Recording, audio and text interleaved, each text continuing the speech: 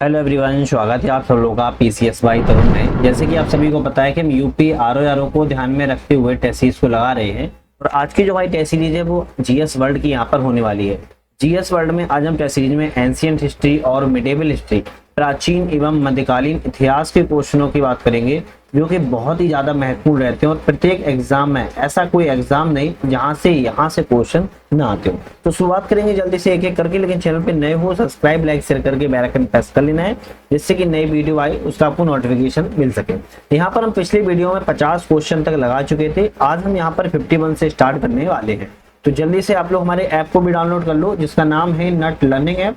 और मल्टीपल्स कोचिंगों की अगर आपको हमारे टेलीग्राम चैनल से ज्वाइन हो तो अच्छी बात है, नहीं हो तो आप हमारे टेलीग्राम चैनल को ज्वाइन करके और मल्टीपल्स कोचिंगों की आपको टेस्ट सीरीज डाउनलोड कर मिल जाती है। तो आप टेस्ट सीरीज जरूर डाउनलोड करने के लिए हमारे टेलीग्राम चैनल को ज्वाइन कर लीजिएगा। साथ में हमारा ऐप भी आ चुका है जिसको ऐप डाउनलोड करके हमारे मल्टीपल्स कोर्सेज को ज्वाइन जो है आप कर सकते हो। शुरुआत करेंगे आज के अपने पहले क्वेश्चन से। मुगल महल परिसरों की एक लोकप्रिय विशेषता नक्कार खाना क्या थी? तो मुगल महल जो परिसर थे वहां की एक लोकप्रिय विशेषता थी जिसको नक्कार खाना कहते थे। लेकिन किस लिए जाना जाता था? नक्कार जो खाना था वो नगाड़े रखने का एक स्थान था जहां से धार्मिक एवं अनुष्ठानिक जो संगीत है उसको बजाया जाता था। तो बी ऑप्शन जो है हमारा करेक्ट है। नेक्स्ट बात करेंगे मराठा प्रशासन के संदर्भ पर विचार करें, कौन सा ऑप्शन यहाँ पर सही है? तो मराठा के बारे में कहा जा रहा है कि कौन सा ऑप्शन यहाँ पर सही है।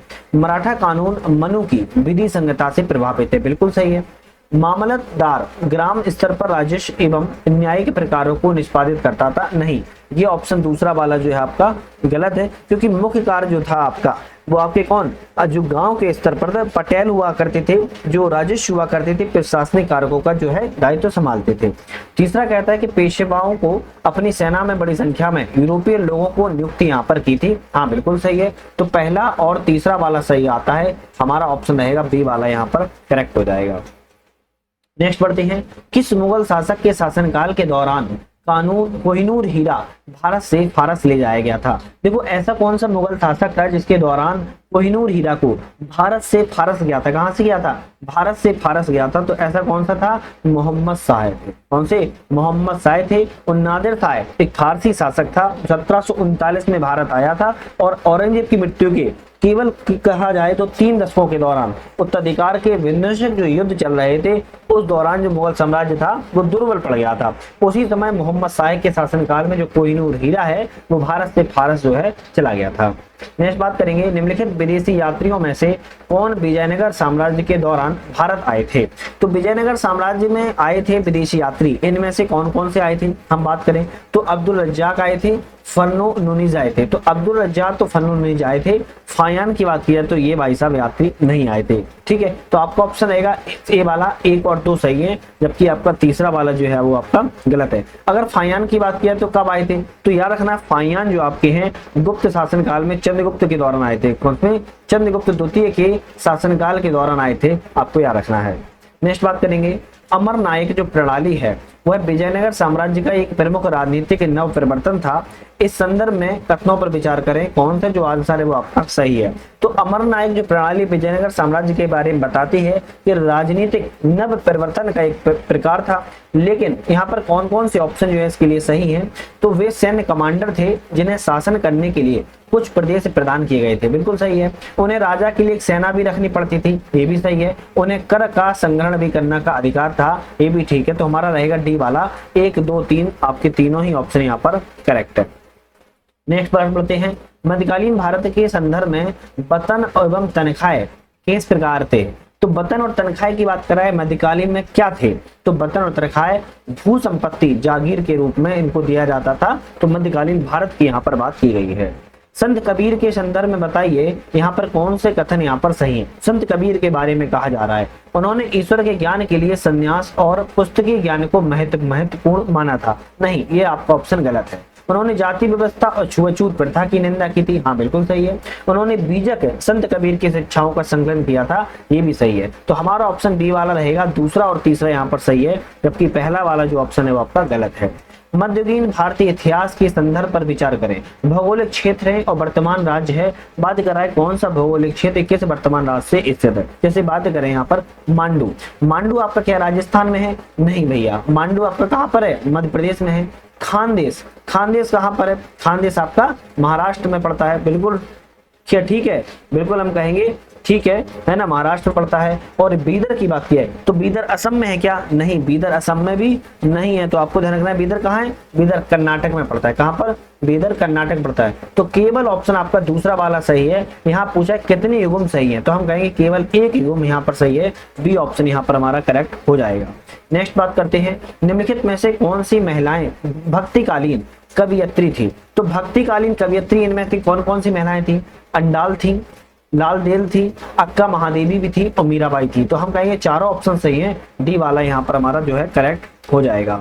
नेक्स्ट बात करेंगे, भारत के इतिहास के संदर्भ में पंचजन शब्द किस रूप में निरूपित होते थे? देखो भारत के इतिहास में जो पंचजन शब्दों के प्रयोग होता था वो आपका यहाँ पर कह रहा है भूमि के माप के नहीं, पंचधातु के सिक्के ये भी नहीं, शहरी भूमि का वर्गीकरण ये भी नहीं। तो किन के लिए हो जाता था? जो पंचजन था, जो पंचजन की बात की जाए तो आर्यों के, ध्यान रखिए किसके? आर्यों के जनजाति जो थी 5 प्रकार की, उन जनजातियों को विभाजित किया गया था 5 में, उन्हीं को हम पंचजन के रूप में जानते हैं। तो यहाँ पर ऑप्शन रहेगा डी वाला, इनमें से कोई नहीं। चलिए नेक्स्ट क्वेश्चन देखते हैं, निम्नलिखित युग्मों पर विचार करें। और यहाँ पर कह रहा है कितनी युग्म जो है आपके यहाँ पर सही है। चलिए बात कर लेते हैं कौन सा सही है। हर्षिल की बात की जाए, कौन सा? हर्षिल की बात की जाए तो हर्षिल जो गुप्त सम्राट समुद्रगुप्त के दरबारी कवि थे, किसके थे? समुद्रगुप्त के दरबारी कवि थे। बाणभट्ट की बात की है तो बाणभट्ट जो आपके थे हर्षवर्धन के दरबारी कवि थे। और भवभूति की बात किया, भवभूति जो थे कन्नौज के यशोवर्मन के दरबारी कवि थे। किसके थे? कन्नौज के जो थे यशोवर्मन के दरबारी जो थे वो कवि थे। तो केवल आपका ऑप्शन ए वाला दूसरा वाला सही है। तो हम कहेंगे केवल एक युग्म यहाँ पर सही है, बाकी युग्म यहाँ पर हमारे गलत हैं। निम्नलिखित में से कौन सा बुद्ध के अन्य नाम थे? भाई बुद्ध के कह रहा है कि अन्य नाम इनमें से कौन कौन से थे, है ना, कौन कौन से थे? तो तथागत और मैत्रेय जो है आपके बुद्ध के नाम है, कथंका बुद्ध का नाम यहाँ पर नहीं था, आपको ध्यान रखना है। तो ऑप्शन कौन सा सही रहेगा? हम कहेंगे ऑप्शन जो है हमारा दूसरा और तीसरा सी वाला यहाँ पर सही होगा। लेकिन कथंका किसका नाम था ये भी तो इंपोर्टेंट है। कथंका घोड़े का नाम था जिस पर सिद्धार्थ ने अपना घर छोड़ा था। कथंका किसका नाम था? घोड़े का नाम था जिस पर सिद्धार्थ ने अपना जो घर है त्यागा था। नेक्स्ट बात करेंगे, निम्नलिखित कथनों पर विचार करें। उपयुक्त जो वर्णन है किस संदर्भ में किया जाता है? तो ये काकीनाडा, मोटुपल्ली और नेल्लूर, ये जो वर्णन है किस रूप में जाना जाता है? तो प्राचीन काल के जो बंदरगाह हुआ करते थे उनको हम काकीनाडा, मोटुपल्ली और नेल्लूर के नाम से जो है वो हम जानते थे, ध्यान रखिए। नेक्स्ट बात करेंगे, निम्नलिखित में से कौन सा एकमात्र लघु शिलालेख जिसमें अशोक ने स्वयं को मगध का सम्राट बताया है? तो एक ऐसा लघु शिलालेख है जिसमें अशोक स्वयं कहता है कि हम मगध के सम्राट हैं, आपका मौस्की लघु शिलालेख है। कौन सा है? मौस्की लघु शिलालेख है, ध्यान रखिएगा। नेक्स्ट आता है हाथी गुम्फा अभिलेख के संदर्भ पर विचार करें, इनमें से कौन सा कथन सत्य है? हाथी गुम्फा अभिलेख के बारे में कह रहा है, यह जो अभिलेख है उदयगिरी गुफाओं में अवस्थित है, बिल्कुल सही है। इस अभिलेख में ब्राह्मी लिपि का प्रयोग किया गया है, ये भी सही है। यह जो अभिलेख है कलिंग शासक खारवेल के बारे में जानकारी का मुख्य स्रोत है। हमारा ऑप्शन तीसरा डी वाला रहेगा। 1 2 3 तीनों ही ऑप्शन हमारे यहाँ पर करेक्ट है। नेक्स्ट आता है निम्नलिखित कथनों पर विचार करें और इनमें से कौन सा कथन आपका सही है। कथनों पर विचार करते हैं। गांधार कला शैली में यूनानी विशेषताएं देखने को मिलती हैं, बिल्कुल सही है। मथुरा कला शैली में केवल वैष्णव और शैव धर्मों से संबंधित प्रतिमाएं, नहीं ऐसा नहीं कह सकते हो केवल वैष्णव और शैव धर्मों से प्रतिमाएं हैं। अगर देखा जाए तो आपका यहाँ पर जो शैली है बुद्ध से भी संबंधित है ना, जैन से भी संबंधित, तो आपका दूसरा वाला गलत है, केवल एक ऑप्शन सही रहेगा। तो हम ए वाले पे यहाँ पर टिक जो है वो कर देंगे। नेक्स्ट बात करेंगे संगम साहित्य के संदर्भ में विचार करें, कौन सा कथन आपका यहाँ पर सही है। संगम साहित्य के बारे में कह रहा है, कौन सा कथन सही है। संगम साहित्य को मोटे तौर पर 2 समूहों में विभाजित किया जाता है, मेलका नक्कू और किलकी नक्कू में, बिल्कुल सही है। किलकी नक्कू ग्रंथों को वीर काव्य की रचनाएं माना जाता है जिसमें नायकों का महिमा मंडन किया गया है। अनवरत युद्ध और पशु आक्रमणों का उल्लेख है, गलत लिखा है ये ऑप्शन जो है आपका यहाँ पर गलत है। तीसरा कहता है कि मेलका नक्कू ग्रंथ का कर प्रणाली टैक्स सिस्टम से न्यायतंत्र से प्रारंभिक स्वरूपों के बारे में जानकारी देता है, हाँ बिल्कुल सही है। तो एक और तीसरा सही है, हम कहेंगे हमारा ए वाला जो ऑप्शन है वो करेक्ट हो जाएगा। नेक्स्ट बात करेंगे निम्नलिखित कथनों पर विचार करें, क्या विचार करना है और इनमें से कौन से कथन जो है आपके सही है। मौर्यकालीन स्तंभों की रचना जो है एकल चट्टानों को काटकर नहीं बल्कि टुकड़ों में की गई थी। तो आपको ध्यान होगा एक ही स्तंभ पर जो है पूरी संरचना को बनाया जाता था। पहला वाला गलत हो गया। लोमस ऋषि की गुफा अशोक के द्वारा बौद्ध धर्मियों के लिए संरक्षित की गई थी। तो भैया ये भी गलत है, क्योंकि लोमस ऋषि की गुफा जो किसके लिए की गई थी?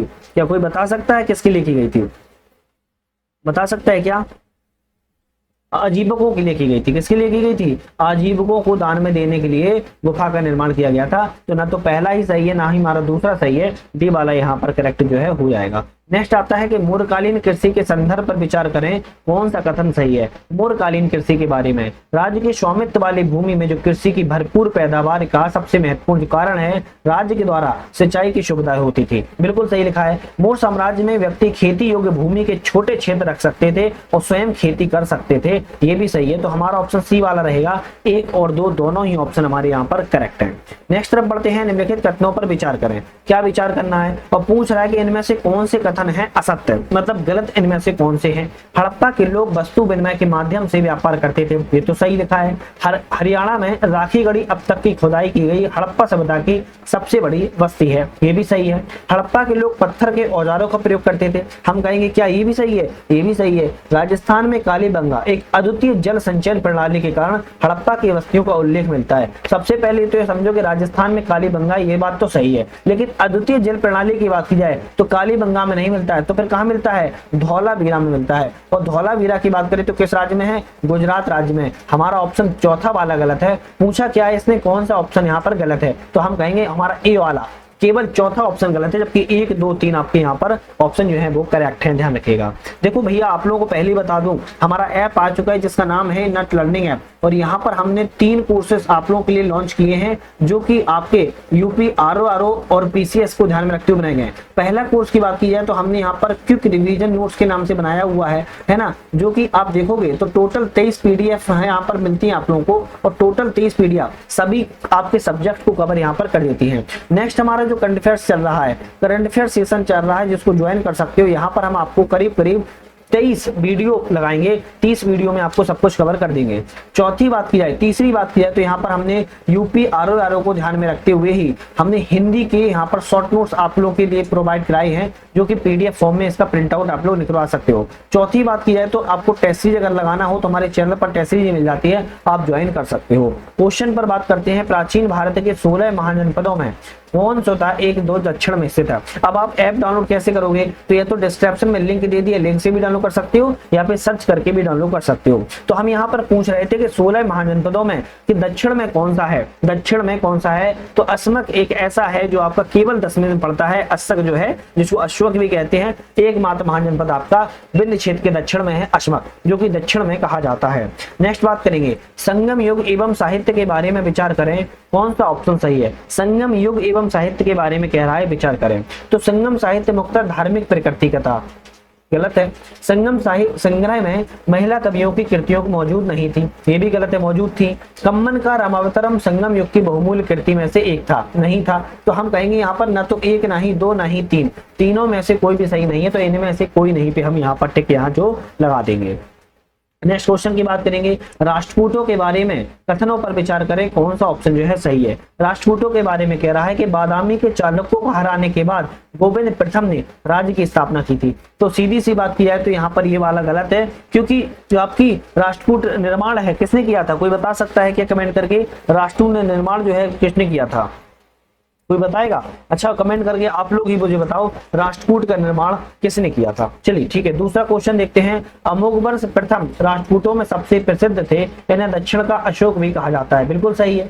राष्ट्रकूटों को एलोरा के एकात्मक शिलाकृत शिव मंदिर के निर्माण का श्रेय दिया जाता है। हाँ, तीसरा वाला भी ठीक है। तो 2 और 3 सही है। तो हमारा ए वाला ऑप्शन जो रहेगा, 1 और 2 यहाँ पर, 2 और 3 यहाँ पर सही है। पहला वाला जो है वो आपका क्या था? गलत था, ध्यान रखिएगा। और चौथा कहता है कन्नौज जो है राष्ट्रकूटों की राजधानी था। सीधी सी बात ये भी गलत है, क्योंकि राष्ट्रकूटों की राजधानी क्या था? मान्यखेत था। क्या था? मान्यखेत था, ध्यान रखिएगा। तो पहला और चौथा आपका यहाँ पर गलत हो जाता है। नेक्स्ट बात करेंगे, निम्नलिखित में से कौन सा ग्रंथ मौर्य साम्राज्य के अध्ययन हेतु पुरालेखीय स्रोत है? तो मौर्य साम्राज्य के अध्ययन के लिए पुरालेख शास्त्री कौन सा है यहाँ पर? तो हम कहेंगे आपका मुद्रा राजशास्त्र, इंडिका, दीपवंश, तीनों ही हैं आपके सही हैं। तो हमारा डी वाला ऑप्शन जो है यहाँ पर करेक्ट जो है हो जाएगा। देखो नेक्स्ट क्वेश्चन की बात करेंगे, भारत के प्राचीन इतिहास के संदर्भ में नृत्य, शतमान और कृष्ण किसके लिए जाने जाते थे या किस प्रकार के अंग थे? तो हम कहेंगे इनको सिक्कों के रूप में जाना जाता था। किसके?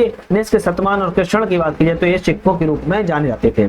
माध्यमिक एवं युगाचार संप्रदाय क्या है? माध्यमिक एवं युगाचार जो संप्रदाय है संबंधित है, किससे संबंधित है? बौद्ध धर्म से संबंधित है, आपको इसको ध्यान रखना है। नेक्स्ट बात करेंगे, बौद्ध भिक्षुओं के संगठन संघ के संदर्भ में कौन सा कथन सही है? तो बौद्ध भिक्षुओं के संगठन संघ के बारे में कह रहा है कि संघ में महिलाओं एवं पुरुषों दोनों को प्रवेश की अनुमति दी गई थी। बिल्कुल ठीक लिखा है। संघ की आंतरिक बैठकों में सभी निर्णय राजा के द्वारा लिए जाते थे, तो ये गलत लिखा है। राजा इसमें कोई हस्तक्षेप नहीं करता था। संघ के नियम और विनियमों को सुत्त पिटक में ग्रंथ में संकलित है, तो सुत्त पिटक में नहीं बल्कि विनय पिटक में है। तो केवल आपका ऑप्शन जो है ए वाला सही है, जबकि दूसरा और तीसरा जो है वो आपका गलत है। नेक्स्ट बात करेंगे, एक तरफ रचनाएं हैं और एक तरफ प्रमुख योगदान है, कौन सी रचना किस योगदान से संबंधित है? जैसे वृत्त संगता की बात करें तो मौसम विज्ञान संबंधी विषयों संबंधित है। ब्रह्म स्फुट सिद्धांत की बात करें खगोल तत्वों की गणना की विधि संबंधित है। शुल्भ सूत्र की बात किया है, शुल्भ सूत्र की बात करें तो शल्य चिकित्सा संबंधी विषयों की जानकारी शुल्भ सूत्र नहीं मिलती है बल्कि सुरसत में मिलती है। किस मिलती है? सुरसत में मिलती है। तो केवल आपका पहला और दूसरा सही है, हमारा ए वाला रहेगा। 1 और 2 यहाँ पर सही है, जबकि आपका तीसरा वाला जो है गलत था। सांख्य दर्शन के संदर्भ पर विचार करें, कौन सा ऑप्शन यहाँ पर सही है? सांख्य दर्शन के बारे में सांख्य दर्शन कहता है कि इसका मुख्य उद्देश्य वेदों की व्याख्या करना तथा उनकी सर्वोच्चता स्थापित करना था, नहीं था। उनमें आत्मज्ञान के माध्यम से मोक्ष में विश्वास करते थे। बिल्कुल सही है। वह द्वैतवादी दर्शन पुरुष एवं प्रकृति नामक 2 भिन्न सत्ताओं में विश्वास करते थे, ये भी सही है। तो दूसरा और तीसरा सही रहेगा, हमारा सी वाला जो ऑप्शन है वो करेक्ट हो जाएगा। नेक्स्ट बात करेंगे, ऋग्वैदिक राज्य व्यवस्था, वेरी इंपोर्टेंट क्वेश्चन है। ऋग्वैदिक राज्य व्यवस्था के बारे में विचार करें, इनमें से कौन सा ऑप्शन आपका करेक्ट है? तो राजा का पद जो था वंशानुगत हो चुका था, गलत लिखा है। पहला ही आपका इसमें गलत लिखा है। कबायली संगठन असीमित शक्ति का प्रयोग किया जाता था, तो आपका पहला क्या है? गलत है। स्त्रियों को सभा एवं विधव के कबायली संगठनों में भाग लेने की अनुमति थी। बिल्कुल सही है। दैनिक प्रशासन में सबसे महत्वपूर्ण अधिकारी पुरोहित होता था, जो करों के संग्रहण के लिए उत्तरदायी था। तो आप पुरोहित क्या होता था? पंडित होता। तो करों के बारे में ऐसा कोई उसके लिए उपलब्ध नहीं था, तो केवल आपका दूसरा सही है, जबकि तीसरा वाला भी आपका ऑप्शन जो है वो गलत है। नेक्स्ट बात करेंगे, हड़प्पा की मोहरों के संदर्भ पर विचार करें, कौन सा ऑप्शन यहाँ पर सही है? हड़प्पा की मोहरों के बारे में, हड़प्पा की मोहरें प्रायः सील खड़ी से निर्मित थी। बिल्कुल सही है। मोहरों पर निर्मित सामान्य पशु आकृतियां एक सींग वाला सांड, भैंस और बाघ और गेड़े हुआ करते थे। बिल्कुल सही लिखा है। प्रत्येक मोहर चित्रात्मक लिपि में उकेरी गई थी, ये भी सही लिखा है। तो हमारा ऑप्शन रहेगा 1, 2, 3, ए ऑप्शन सही रहेगा। तीनों ऑप्शन करेक्ट है। बौद्ध संप्रदायों के संदर्भ पर विचार करें, कौन सा ऑप्शन यहाँ पर सही है? तो बौद्ध संप्रदायों के बारे में कहा जा रहा है, पुण्य की स्थानांतरण का जो विचार है वो हीनयान संप्रदाय की शिक्षाओं का भिन्न भाग है। तो हीनयान की है महायान की है? तो हम कहेंगे महायान की है, तो पहला वाला गलत है। अरिहत पद की प्राप्ति महायान संप्रदाय का भिन्न भाग है। तो अरिहत पद की प्राप्ति किसका भाग है? बता सकता है कोई किसका भाग है? ये आपकी किसमें है मिलता है भैया? हीनयान। तो आपका दूसरा वाला भी गलत जाता है। तीसरा कहता है कि ब्रजियान संप्रदाय बौद्ध धर्म में जादू एवं रहस्यवाद के परिवेश का प्रतिनिधित्व करता था। हाँ बिल्कुल सही। तो तीसरा वाला केवल सही है, हमारा ऑप्शन रहेगा सी ऑप्शन यहाँ पर करेक्ट जो है वो हो जाएगा। देखो कभी कभी क्या होता है कि आपको लगता है कि वो गलत है जबकि वो सही होता है, और आपको लगता है ये सही है वो जबकि वो गलत होता है। बहुत सारे लोग कमेंट ऐसे ही कर देते हैं, उनको या तो पता नहीं होता है या फिर वो थोड़ा सा अपने नोट्स को देख लें तो शायद उनके कमेंट बेकार न जाए। अक्सर मेरे पास अभी तक 70% जितने भी कमेंट आए हैं वो सारे के सारे कमेंट उन्होंने आंख बंद करके गलती से कर दिए हैं, ये समझो आप लोग। खैर कोई बात नहीं, उनको हम करेक्ट कर भी देते हैं।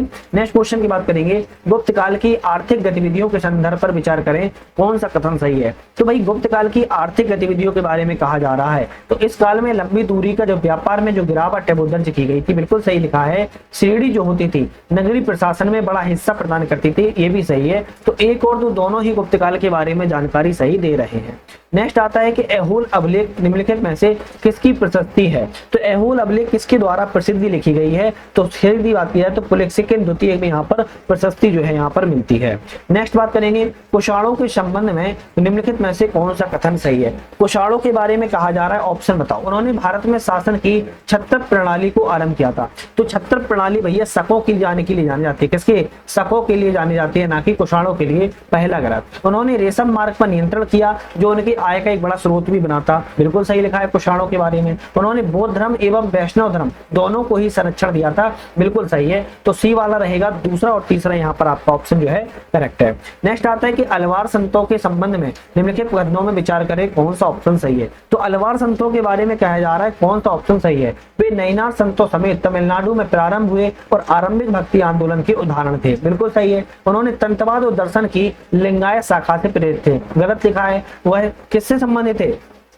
वह शिव से संबंधित थे। उनकी रचना शिल्पाधिकारम को प्रायः 4 वेदों की भांति रूप में वर्णित किया गया है। तो शिल्पाधिकारम इनकी रचना नहीं है। तो केवल ऑप्शन रहेगा ए वाला, केवल एक सही है, जबकि बाकी ऑप्शन जो है वो आपके गलत हैं। नेक्स्ट बात करेंगे निम्नलिखित में से कौन से जैन धर्म के त्रिरत्न के भाग हैं। तो जैन धर्म के त्रिरत्न के भाग कौन कौन से हैं? सम्यक ज्ञान, सम्यक दर्शन और सम्यक चरित्र हैं। तो सम्यक धर्म की बात की जाए तो इसमें संबंधित नहीं है, केवल आपका रहेगा 1, 2, 3, जबकि चौथा वाला जो है इसमें धर्म है ही नहीं, याद रखिएगा। नेक्स्ट आता है कि ऋग्वैदिक समाज के संदर्भ पर विचार करें कौन सा ऑप्शन सही है। तो ऋग्वैदिक समाज के बारे में कह रहा है कि लोगों ने विभिन्न देवताओं की पूजा करने के लिए अनेक मंदिरों का निर्माण करवाया था। उस समय मंदिर नहीं थे। समाज की प्रकृति मां सत्तात्मक थी। तो मां सत्तात्मक थी, प्रसत्तात्मक थी? प्रसत्तात्मक थी। कर संग्रह की नियमित जो प्रणाली थी विद्यमान थी। करों की भी ऐसी कोई प्रणाली विद्यमान नहीं थी। तो हम कहेंगे इनमें से ना तो हमारा कोई भी ऑप्शन सही यहाँ पर है ही नहीं। तो डी वाला जो ऑप्शन होगा वो यहाँ पर करेक्ट हो जाएगा। नेक्स्ट बात करते हैं प्राचीन भारत के गिल्ड मतलब की श्रेणी के संदर्भ पर विचार करें कौन सा ऑप्शन सही है। प्राचीन भारत की श्रेणी के बारे में विचार यहाँ पर कह रहा है वे किसी निर्धारित व्यापार के एकल व्यावसायिक निकाय के रूप में कार्य करते थे। बिल्कुल सही लिखा है। वे अपने सदस्यों के ऊपर न्यायिक शक्तियों का प्रयोग नहीं करते थे। अरे भाई न्यायिक शक्तियों का प्रयोग करते थे, तो दूसरा वाला गलत लिखा है। वे अपने सदस्यों को मृत्यु पर्यंत उनकी विधवाओं तथा अनाथ बच्चों की देखभाल भी करते थे, ये भी सही है। तो केवल 1 और 3 आपके सही है, जबकि दूसरा वाला यहाँ पर आपका ऑप्शन जो है गलत है। आज का हमारा अंतिम क्वेश्चन होगा